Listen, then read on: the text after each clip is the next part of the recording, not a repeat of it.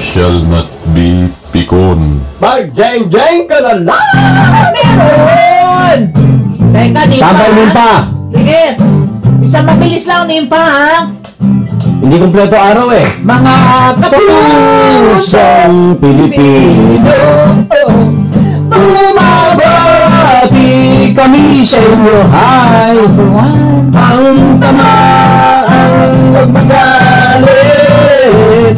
Ang mapikon ay papangit. Eto na, sila Mayor Junjun Binay at anim na iba pa. Hello, mga Indianero kasi kayo.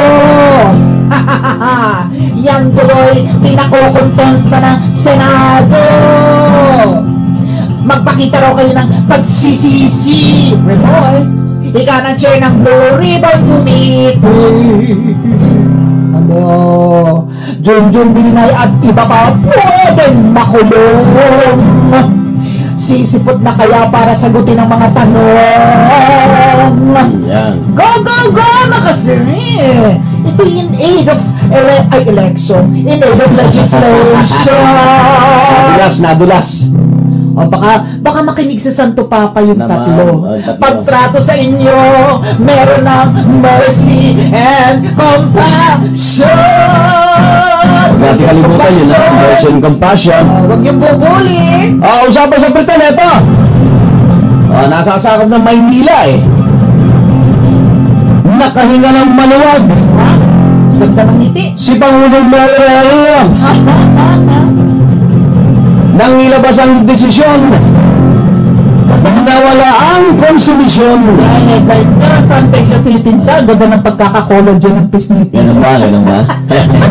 Pati itong si Isko, tuwang-tuwa. Parang nakakasiguro. Why?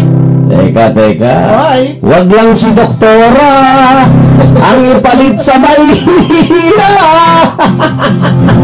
Dr. Aloy? May ugong. Dr. Aloy? May ulo. Kayo ha?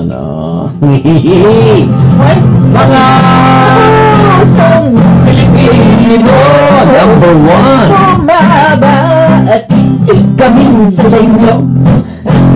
Ang tamaan, wag magalit. Ang mapikon ay Oy, Charlene Santos! Jeng forever! Good morning, Territory Manager ni Pwangit! Adi ka sa Jeng! oras natin, 10:29. Part 2 ka? Oo!